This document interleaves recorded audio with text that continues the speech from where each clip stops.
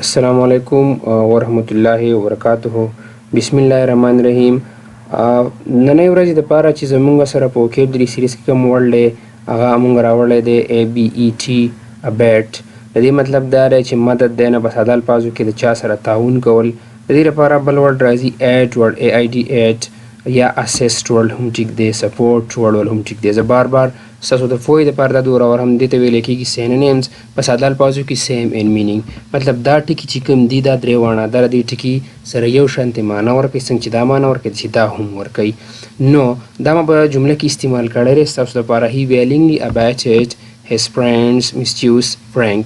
مطلب هغه د خپل ملګري په شرارتي مزاح کولو کې تعاون وکړو او ملګرتیا یې ورله وکړله، مرسته یې ورله وکړله. اوس د دې دپاره چې دي نو دا لاندې ټکي چې دي دا دي انټونیمز دي.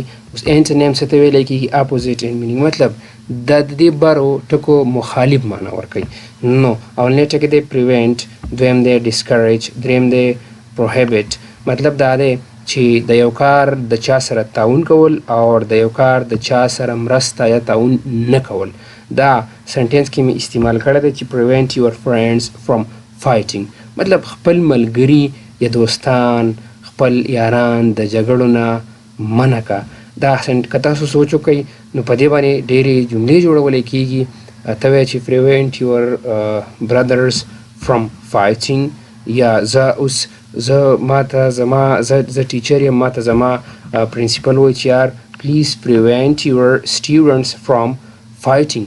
تاسو خپل سټوډنټان د جنګ جګړو نه منع کوئ. نو زما امید دی چې تاسو به پوه شوي یئ. انشاءالله see you next time. Thank you so much.